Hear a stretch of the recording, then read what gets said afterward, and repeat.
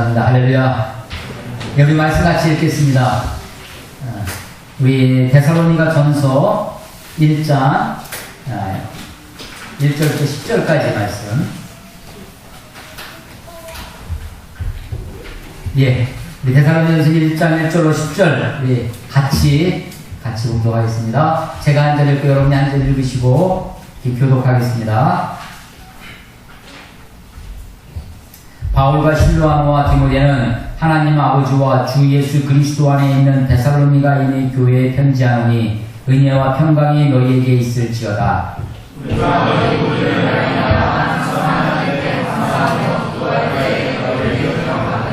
너희의 믿음의 역사와 사랑의 수고와 우리 주 예수 그리스도에 대한 소망의 인내를 우리 하나님 아버지 앞에서 끊임없이 기억하니니 이는 우리 복음이 너희에게 말로만 이른 것이 아니라 또한 능력과 성령과 큰 확신으로 된 것임이라. 우리가 너희 가운데서 너희를 위하여 어떤 사람이 된 것은 너희가 아는 바와 같으니라. 또 너희는 많은 환난 가운데서 성령의 기쁨으로 말씀을 우리와 주의 본받은 자가 되었으니 그러므로 너희가 마게도냐와 아가야에 있는 모든 믿는 자의 본이 되었느니라.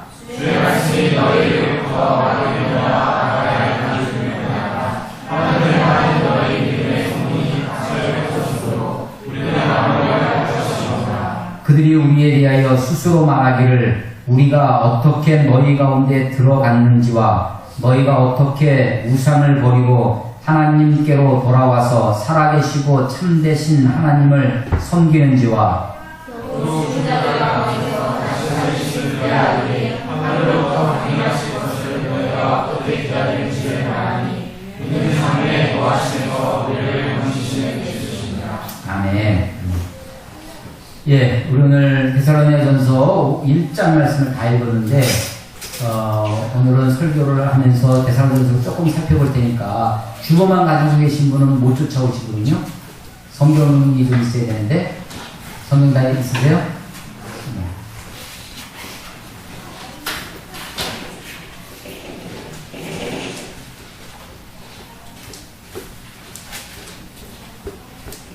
예. 데살로니가 전서입니다. 데살로니가 바울 서신 13권 가운데 바울의 서신 중에 상당히 일찍 쓴 책입니다. 그래서 이것을 바울의 초기 서신이라고 합니다. 이 갈라디아서와 더불어서 갈라디아서, 데살로니가 전서와 후서가 바울의 초기 서신에 해당됩니다. 데살로니가 교회는 바울의 2차 전도 여행 중에 바울이 개척한 교회로 그렇게 알려져 있고, 그 교회를 지나서 지금 고린도 교회에 와 있는데 고린도에 와서 사역하다가 데살로니가 교회 이야기를 듣고 데살로니가 교회 편지를 보내게 되는 그런 겁니다. 데살로니가 교회는 참 칭찬 듣는 교회 중에 하나였습니다. 8절에 보시면요, 주의 말씀이 너희에게로부터 마게도냐와 아가야에만 들릴 뿐 아니라 하나님을 향한 너희 믿음의 소문이 각처에 퍼졌으므로, 그러니까 데살로니가 교회의 믿음의 소문이 여러 곳에 각처에 퍼져나갈 정도로 그렇게 데살로니가 교회가 칭찬 듣는 교회였다라고 하는 것이죠. 제가 이제 그 철학을 전공했는데요. 철학을 전공했는데 철학에는 크게 네 파트가 있습니다. 네 파트가. 하나가 뭐냐면 도대체 세상은 어떻게 생겼는가, 세상의 본질은 무엇인가, 이런 것들을 뭐 형이상학이라고 합니다. 형이하학, 형이상학 그러는데, 형이하학은 이 물질 세계, 자연과학에서 주로 공부하는 것들이 이제 형이하학이죠. 그런데 그런 것들이 어떻게 해서 왔는지, 그래서 옛날 사람들 보면 만물은 물이다. 혹시 들어보셨어요? 탈레스라고 하는 사람이 뭐 이렇게 얘기를 했는데, 우리 수학과의 피타고라스 같은 사람은 만물은 수, 이 수다. 수가 무슨 만물의 기본이 수라고 하는 거죠. 이런 식으로 이제 그 형이상학적인 이야기가 있고요. 도대체 그걸 우리가 어떻게 할 수 있나? 도대체 뭐 만물은 뭐 뭐다 이렇게 얘기를 하는데 그걸 우리가 어떻게 할 수 있나? 그렇게 아는 것은 제대로 아는 것이냐? 우리는 어떤 식으로 우리의 지식을, 인식을 가질 수 있나라는 것을 하는 것이 인식론입니다. 인식론인데 주로 이제 자연과학에서는 경험론, A는 뭐고, B는 뭐고, C는 뭐고, D는 뭐고 하니까 A, C는 전부 다 뭐다. 이런 식으로 하는 거죠. 경험론, 이런 것을 귀납법적이다 라고도 설명을 합니다. 인식은 우리가 어떻게 지식을 알아갈 것인가 하는 거고요. 세 번째가 그런 것을 우리가 그렇게 아는 것을 가지고 우리가 어떻게 살아갈 것인가 라고 하는 것. 그걸 삶의 문제를 다루는 우리의 생활의 문제, 도잉의 문제를 다루는 윤리학이 있습니다. 그래서 철학의 큰 파트가 형이상학, 인식론, 그 다음에 윤리학이 있고 그런 것만 있는 게 아니라 도대체 세상이 참 아름답다는 거죠. 세상의 미학을 공부하는 게 미학이 또 철학의 한 파트예요. 근데 윤리학을 배우는데 세 번째 큰 기둥 윤리학인데 그래서 이제 철학 이제 뭐 격언 뭐 이런 잠언 이야기가 이제 많이 나오죠. 그게 이제 윤리학에서 나오는데 그 윤리학 시간에 기독교 윤리학 해가지고 좀 배우더라고요. 얼마나 관심이 있었겠어요? 그러니까 이제 이런 걸 다 배우고 이제 좀 고학년이 되는 윤리학을 배우기 시작하거든요. 근데 이 윤리학 시간에 기독교 윤리학 해서 기독교 윤리학의 주기가 이제 바울의 윤리학, 그러니까 예수의 윤리학. 예수님이 이게 철학에서 기독교를 얘기를 할 때, 뭐 예를 들면 철학에서는 기독교 윤리학이 예수님의 윤리를 뭐 사랑의 최고의 덕목으로 얘기했다. 뭐 이런 거죠. 원수를 내 몸같이 사랑해라. 이런 것들을 얘기하는 겁니다. 그래서 이제 바울의 윤리학 하면서 그때 이제 하는 얘기가 바울의 윤리학은 세 가지다. 이게 뭐냐면 믿음, 소망, 사랑이다. 라고 하는. 그리고 믿음, 소망, 사랑은 이 윤리의 삼원색, 우리 그 빨강, 노랑, 파랑, 그 신호등 있지 않습니까? 그런 식으로 그 세 가지를 믿음, 소망, 사랑을 그렇게 일반 학문에서 철학에서 그렇게 얘기하는 것을 들었습니다. 고린도전서 13장에 보면 사랑장이죠. 사랑은 오래 참고 하며 쭉 내려오는데 마지막으로 보면 믿음, 소망, 사랑 이것은 항상 있을 것인데 그 중에 제일은 사랑이다. 그러니까 믿음, 소망, 사랑이 기독교 신앙의 삶에 우리가 어떻게 살아갈 것이냐라고 하는 세 가지 기둥이다라고 하는 것입니다. 오늘 3절에 보면요, 그 세 가지가 다시 반복됩니다. 여기는 조금 근데 설명이 되어 있어요. 믿음의 역사, 사랑의 수고, 소망의 인내라고 하는 거죠. 믿음의 역사라는 것은 역사라는 게 이게 그 히스토리 역사가 아니라 힘쓸 일하는 거거든요. 워킹입니다. 일. 그러니까 믿음의 역사는 믿음으로 말미암아 믿음으로 생산된 일이라는 겁니다. 어떤 것을 하는데 믿음에서부터 나온다는 거죠.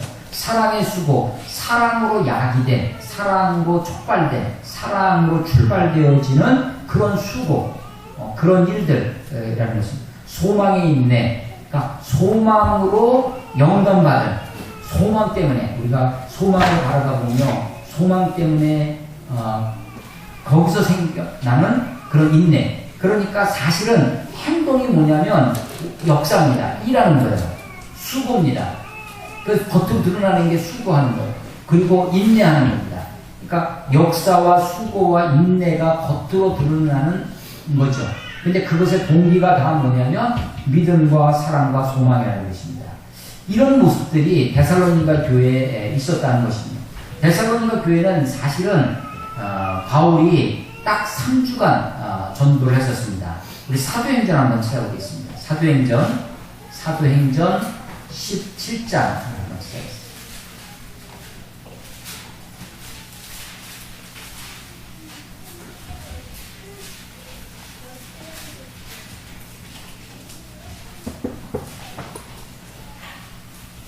(17장) 1절부터 3절까지. 제가 딱 3주간 전도했다고 했죠? 바울이. 1절부터 3절까지 한번 같이 읽어보겠습니다. 17장 1절에 3절 시작. 그들이 암비볼로와 아볼로니아로 다녀가 데살로니가에 이르니 거기 유대인의 회당이 있는지라 바울이 자기의 관례대로 그들에게로 들어가서 새 안식일에 성경을 가지고 강문하며 뜻을 풀어 그리스도가 해를 받고 죽은 자 가운데서 다시 살아나야 할 것을 증언하고 이르되 내가 너희에게 전하는 이 예수가 곧 그리스도라 하니. 아멘. 예. 거기 보면 둘째 줄에 보면 새 안식일 3주죠. 지금 안식일이 오늘날 하면 금요일 밤부터 토요일, 금요일 해질 때부터 토요일 해질 때까지입니다. 그러니까 토요일입니다. 토요일. 그러니까 아직 주일의 개념이 아직 확실하게 생겨나지 않았던 때라는 것을 알 수 있죠. 또 1절에 보면 회당에, 유대인의 회당에 가서 전도를 합니다. 바울 하면 우리가 어떻게 부르냐면 바울은 이방인의 사도라고 부릅니다. 이방인의 사도라고 부르는데 아직도 바울이 누구에게 전도하고 있냐면 유대인들에게 전도하고 있어요. 그러니까 바울이 내가 이방인의 사도로서 이방인에게 복음 전하는 게 내 사명이구나. 하나님이 그것을 위해 부르셨구나. 라는 것을 아직 알고 있는 건 모르는 거예요? 아직 잘 모르는 거죠. 이게요, 하나님이 우리를 어떻게 부르셨는지, 내 사명이 무엇인지, 처음부터, 시작할 때부터 하나님이 나를 이것으로 부르셨습니다. 이렇게 하는 사람은 그렇게 많지 않습니다. 그러나 아주 특별한 경우에 하나님이 특별하게 그렇게 주시는 거죠. 사실은 뒤돌아보고 하는 거예요.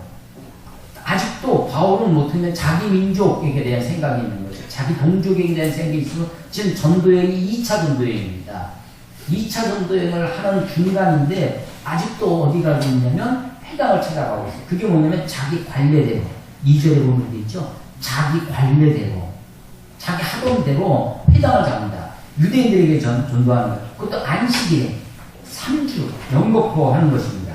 그런데 그 내용은 그렇게 자기 관례대로 자기 생각대로 하고 있지만 나는 유대인만 자기 동족들이 눈에 밟히니까 그 사람들에게 복음을 전하는 거죠. 그런데 내용은 2절에 보면요. 성경을 가지고 강론하며 뜻을 풀어. 저는 제가 가지고 있는 어떤 설교관 중에 좋은 설교라고 하는 것은 성경을 잘 풀어주는 것.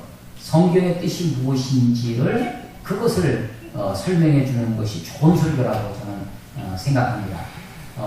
물론 설교자가 다양한 세상의 어떤 지식이나 정보나 앞서가는 이야기나 혹은 뭐 이런 이야기를 책을 읽고 경험을 하고 그것을 나눠주고 또 그것을 통해서 자극도 주고 도전도 주는 것도 좋은 일일 수 있지만 그것은 사실은 일반 경영학 혹은 동기 유발 학자들 그런 그 강사들이 할 수 있는 일들이죠. 교회가 목사가 해야 될 일은 이런 일이라고 생각됩니다. 바울의 설교입니다. 바울의 설교의 핵심이 뭐였냐, 방법이 뭐였냐면 성경을 가지고 강론합니다. 성경을 강론한다는 이야기는 3절의 성경의 뜻을 풀어주는 거예요. 그래서 그렇게 해서 하는 게 뭐냐면 그리스도가 해를 받고 죽은 자 가운데 다시 살아나야 할 것을 그것을 증언하는 거죠. 그러면서 이르되 내가 너희에게 전하는 이 예수가 곧 그리스도다. 이게 기독교의 핵심이라고 했죠. 예수가 그리스도다. 예수가 메시아다. 예수가 하나님이다. 라고 하는 것입니다. 딱 3주간 전도를 했습니다. 그리고 나서는 그 뒤에 보면 데살로니가 교회에 박해가 생겨납니다. 유대인들의 박해가 생겨나서 바울이 그 다음으로 옮겨가기 시작하는 거죠. 5절에도 말씀드렸지만 박해가 나면 우리가 물론 박해를 어쩔 때는 목숨을 잃고 목숨을 내놓아야 할 때도 있지만 바울이 그 박해를 받을 때 피해서 다음 도시로 갑니다. 그러면 그것이 계속 거기에서만 있었으면 그 교회는 도시는 전도했을런지 모르지만 복음이 전파되지 않았을 텐데 그 교회는 그 교회대로 복음이 살아남아 있고 또 다른 곳 박해를 피해서 다른 교회 가서 도시에 가서 또 전도를 하고 그랬던 거죠. 데살로니가 교회가 참 놀라운데 3주의 짧은 전도에도 불구하고 굉장히 칭찬 듣는 소문나는 교회였다라는 것입니다. 이런 소문이 나는 데는 이 그들의 환경이 아주 좋은 환경, 넉넉하고 아주 편안한 환경만은 아니었습니다. 우리 다시 데살로니가 전서로 와서요. 데살로니가 교회의 환경이 6절 봐보세요. 1장 6절 1장 6절에 보시면 너희는 많은 환난 가운데서 그들이 지금 어디에 있냐면 많은 환난 가운데 있었습니다. 3장 3절을 나왔어요. 3장 3절. 3장 3절. 아무도 이 여러 환난 중에 흔들리지 않게 하려 함이라. 바울이 지금 디모데를 통해서 편지를 보냅니다. 3장 2절에 우리 형제고 그리스도의 복음을 전하는 하나님의 일꾼인 디모데를 보내오니, 디모데를 보내면서 이 데살로니가 전서를 그것을 편지를 들고 가는 거죠. 그렇게 하는 이유가 너희가 환난 중에서 어떻게 하냐면 흔들리지 않게 하기 위해서 한다는 것입니다. 그러니까 지금 데살로니가 교회의 환경은 어떤 환경이 있냐면 환난 가운데 있습니다. 어려움 중에 있었다는 것입니다. 그러면 이 환난은 3장 4절을 나왔어요. 3장 4절. 우리가 너희와 함께 있을 때 3주 동안 있었습니다. 근데 너희와 함께 있을 때 장차 받을 환난을 너희에게 미리 말하였는데 과연 그렇게 된 것을 너희가 압니다. 이 환난은요 미리 예견된 환난이었습니다. 너희가 복음대로 살게 되면, 이 말씀대로 살게 되면 환난이 있을 것이다. 장차 있을 환난을 바울이 얘기했어요. 그런데 그 이야기대로 그대로 환난이 임했습니다. 그래서 환난 가운데 있었어요.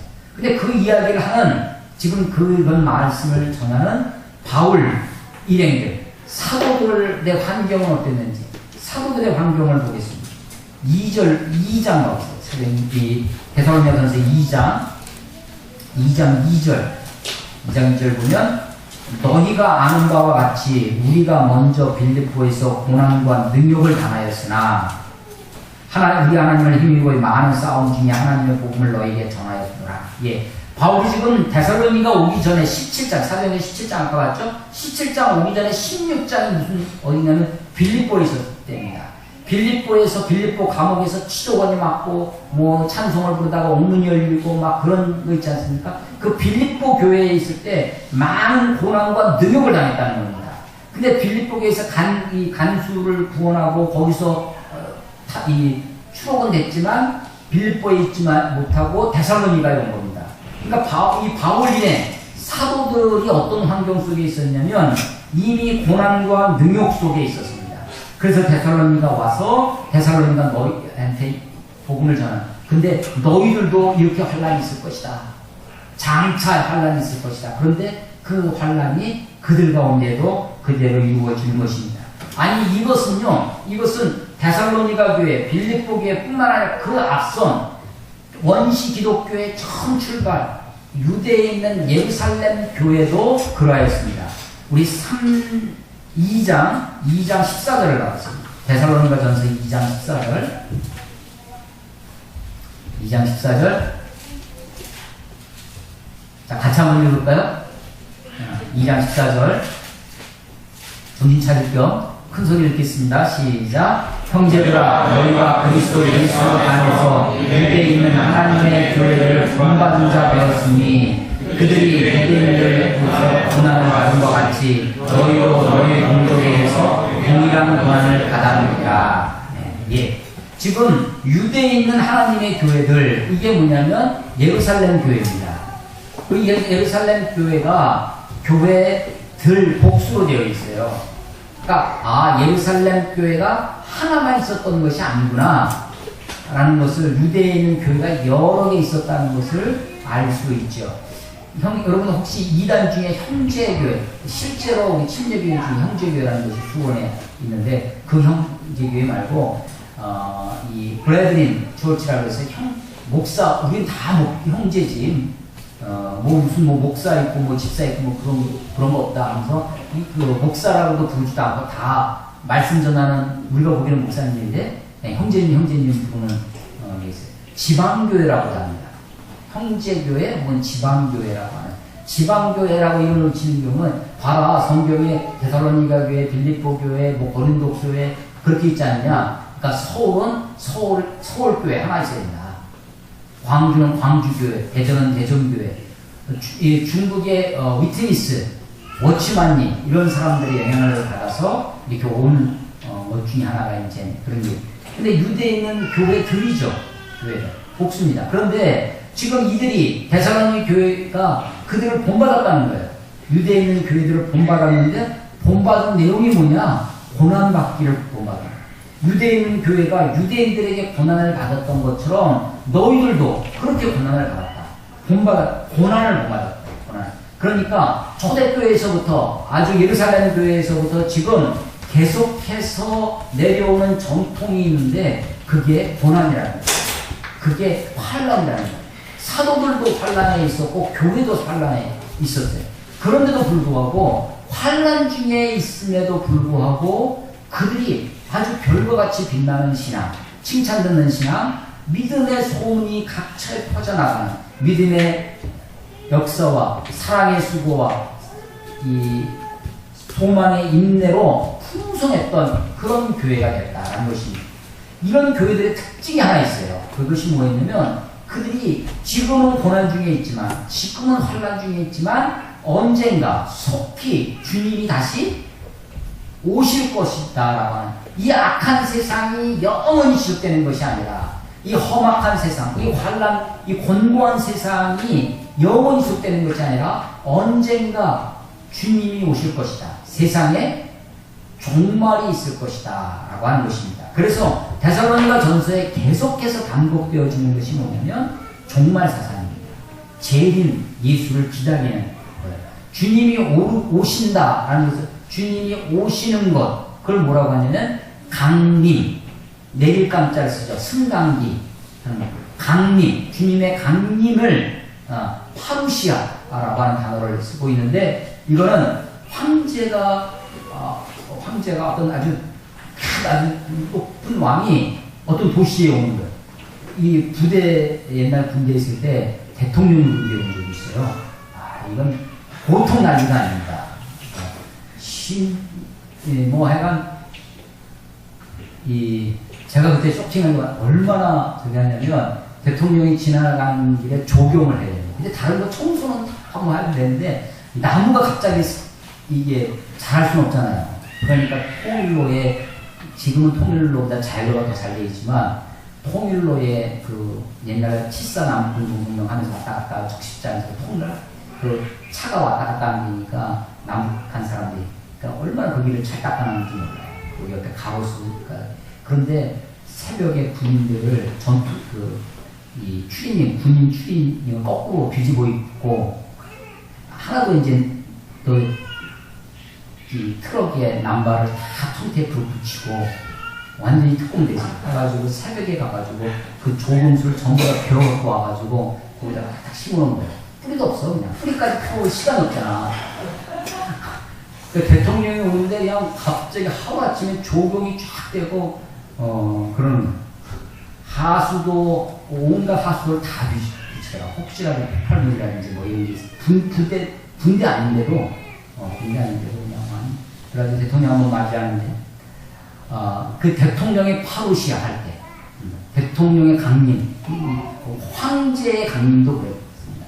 그래서 그런 단어를 쓰는 것이 강림. 그런데요 이게 데살로니가전서 어떻게 나타나는가 좀 보겠습니다. 1장 10절에 봐. 1장 10절 죽은 자들 가운데서 다시 살리신 그의 아들이 하늘로부터 뭐 하실 때? 강림하실 것을 너희가 어떻게 기다리는지를 말하니 이는 장래의 노하심에서 우리를 건지신 예수십니다. 2장 19절 우리의 소망이나 기쁨이나 자랑의 면류관이 무엇이냐 그가 강림하실 때 우리 주 예수 앞에 너희가 아니냐. 3장 13절 마지막 절 너희 마음을 굳건하게 하시고 우리 주 예수께서 그의 모든 성도와 함께 강림하실 때 하나님 우리 아버지 앞에 거기 거룩함에 흠이 없게 하시기를 원한다. 4장 16절 주께서 호령과 천사장의 소리와 하나님의 나팔 소리로 친히 하늘로부터 강림하시리니 그리스도 안에서 죽은 자들이 먼저 일어나고 5장 23절 평강의 하나님이 친히 너희를 온전히 거룩하게 하시고 또 너희의 온 영과 혼과 몸이 우리 주 예수 그리스도께서 뭐 하실 때? 강림하실 때 흠없게 보존되기를 원한다. 지금 1장부터 5장까지 마지막 끝부분에 가서 계속해서 나오는 단어가 뭐예요? 강림이라는 것입니다. 강림. 예수님이 다시 이 땅에 오시는 것입니다. 왜 이들이 이렇게 강림을 소망하게 되느냐? 그들이 지금 환경이 어떤 거예요? 핍박, 환난, 고난과 그런데 그 고난을 우리가 피해갈 수 없는 거죠. 고난을 피해도 저 도시가 또 고난이 있는 것입니다. 그리고 이것은 역사적인 거예요.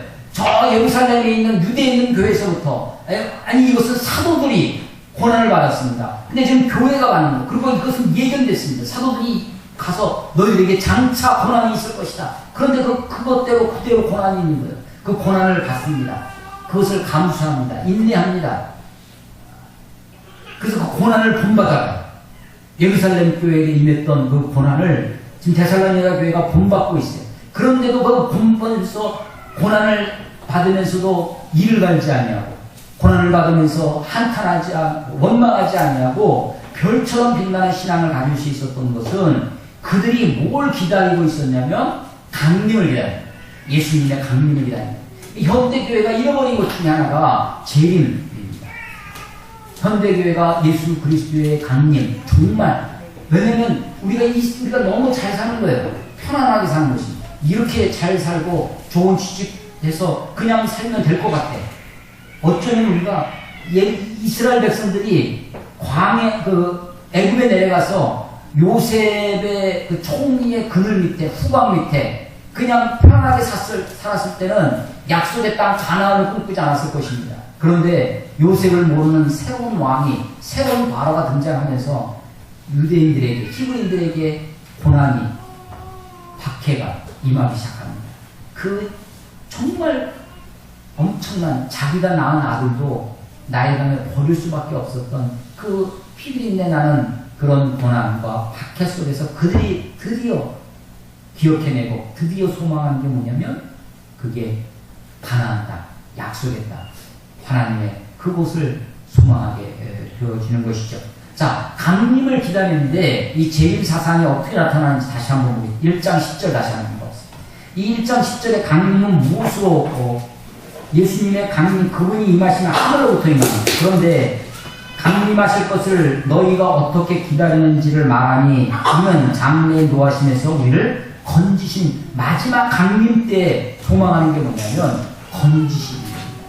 예수님이 우리를 지금 이런 환난 속에서 우리를 건져주실 분이라는 것입니다.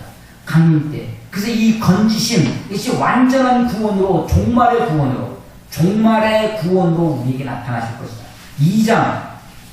2장 19절은 우리의 소망이나 기쁨이나 자랑의 면류관이 무엇이냐? 그가 강림하실 때 우리 주 예수 앞에 너희가 아니냐? 예. 마지막 강림과 더불어서 예수님이 이 땅에 오심, 정말 예수님의 재림과 더불어서 우리가 소망하는 것이 있는데 그것이 뭐냐면 면류관이라는 것입니다. 자랑의 면류관. 마지막 때 우리를 이게 보상하시고 우리에게 상 주실 일을 꿈꾼다는 것이죠. 3장 13절 너희 마음을 굳건하게 하시고 우리 주 예수 그리스도에서 그의 모든 성도와 함께 강림하실 때 하나님 우리 아버지 앞에서 거룩함에 흠없게 하시려는 마지막 강림 때에 마치 쇠붙이를 연단해서 정금을 뽑아내듯이 우리에 있는 불순한 것들, 우리에 있는 악한 것들을 이 환난과 이 곤고한 삶 속에서 우리를 순전하게 만드시사 마지막 강림할 때 거룩함에 흠이 없게 하시려고 마지막 강림에 예수님의 임하실 때 우리에게 소망이 우리가 갖는 소망 데살로니가 교회에 지금 바울이 전하는 그 기도하는 기도의 제목이 뭐냐면 그때 너희가 거룩함에 흠이 없게 되기를 원하노라 라는 것입니다. 4장 16절 주께서 호령과 천사장의 소리와 하나님의 나팔 소리로 친히 하늘로부터 파우시할 때 강림하시니 그리스도 안에서 죽은 자들이 먼저 일어나고 그에 살아남은 자들도 그들과 함께 구름 속으로 끌어올려 그렇습니다. 마지막 주님 강림하실 때 우리들을 죽은 자 가운데서 일으키시고 다시 죽은 자들은 일으키시고 아직 그때까지 살아남아 있는 자들은 구름으로 끌어올려 휴거라고 하는 거죠. 그렇게 해서 주를 영접하게 하시니 마지막 주님의 강림 때 먼저 죽은 자들과 아직 그때 살아있는 자들을 하나님이 구원하시는 것들을 바라다 본다라고 하는 것입니다. 5장 23절에 평강의 하나님이 친히 너희를 온전히 거룩하게 하시고 또 너희의 온 영과 혼과 몸이 우리 주 예수 그리스도께서 강림하실 때 흠없게 보존되기를 원한다. 그 마지막 주의 강림, 주의 임하심을 바라다보면서 보존되기를 흠없이 우리의 영과 우리의 혼과 몸이 전인격이 강림하실 때까지 흠없게 보존되기를 기도한다, 원하노라라고 하는 것입니다.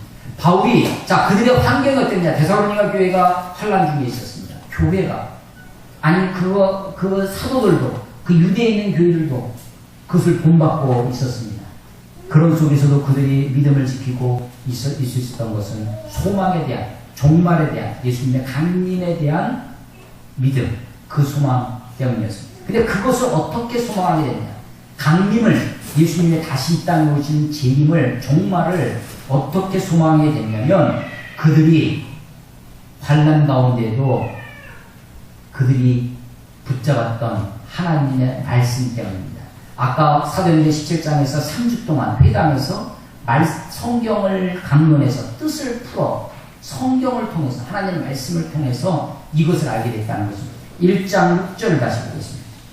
데살로니가 1장 6절 너희는 많은 환난 가운데서 성령의 기쁨으로 말씀을 받아 우리와 주를 본받은 자가 되었습니다. 예, 그렇습니다. 환난 가운데서도 말씀을 받았다는 것입니다. 성령의 기쁨으로 말씀을 받았습니다. 그래서 그 주의 말씀이 8절에 보면 주의 말씀이 너희에게로부터 그 말씀이 너희로부터 여러 지방에 그렇게 퍼져갔다는 것입니다. 2장 13절 보겠습니다. 2장 13절 이러므로 우리가 하나님께 끊임없이 감사함은 너희가 우리에게 들은 바 하나님의 말씀을 사도들에게 들은 바 하나님의 말씀을 받을 때 사람의 말로 받지 아니하고 하나님의 말씀으로 받으니 진실로 그러하고 이 말씀이 또한 너희 믿는 자 가운데서 역사하는 아멘. 그렇습니다. 말씀이 믿는 자들 속에서 역사하십니다. 일하십니다. 그런데 말씀을 믿는다. 말씀을 어떻게 믿는 거냐면 사람의 말로 받지 아니하고 하나님의 말씀으로 받는 것이죠. 그래서 이 그들이 받은 하나님의 말씀으로 그 말씀으로 고난을 이겨내고 현실을 이겨내고 그들이 장차 오실 강림하실 예수 그리스도를 바라다 보는 것입니다. 우리도 마찬가지입니다. 우리 시대를 살아가고 있는 우리는 물론 데살로니가 교회처럼 이 초대교회처럼 환난과 어려움, 핍박 이런 것이 어쩌면 우리에게 멀리 있는 것처럼 보입니다. 그러나 사실은 우리가 경건하게 살려고 하면 우리가 믿는 자로서 온전히 세상 가운데 살려고 하면 눈에 보이지 않는 온갖 어려움과 또 불이익과 불편함과 그런 것들이 우리에게 있을 줄로 압니다.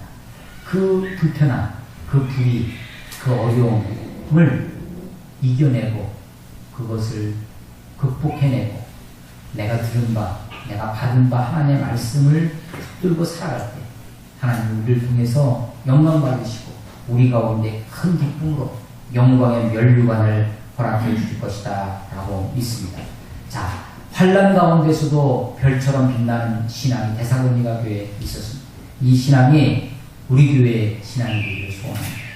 저는 이 말씀을 이렇게 오늘 오전 말씀, 오후 말씀 이렇게 준비하면서 오전에 빌립이 사마리아 성에서 복음을 전할 때 빌립의 말과 그로 말미암아 여러 표적이 일어나고 귀신들이 떠나가고 하는 모습을 보면서 오늘 1장 5절에 보면 이는 우리 복음이 너희에게 말로만 이른 것이 아니라 또한 능력과 성령과 큰 확신으로 된 것이니라. 그 복음이 그 말씀이 증거될 때 복음 말로만 증거되어진 것이 아니라 능력과 성령과 큰 확신으로 증거되어졌다라는 것을 그 짧은 3주 만에 그 데살로니가 교회에서도 그런 일이 있었습니다. 바라기는 우리 교회에 이런 일들이 있기를 소망합니다. 하나님의 말씀이 말로만 증거되지 아니하고 능력과 성령과 큰 확신으로 되어지기를 기도합니다. 우리 교회가 이런 믿음의 역사와 사랑의 수고와 소망의 인내로 가득한 교회, 환난 가운데 현실에 안주하거나 혹은 현실에 무너지지 아니하고 다시 오실 예수 그리스도, 강림하실 주님, 우리를 건지시는 종말의 구원자, 마지막 때에 우리를 살리실 주님을 소망하고 마지막까지 흠없고 거룩한 주의 자녀로 보존되시길 주의 이름으로 축원합니다. 기도하겠습니다.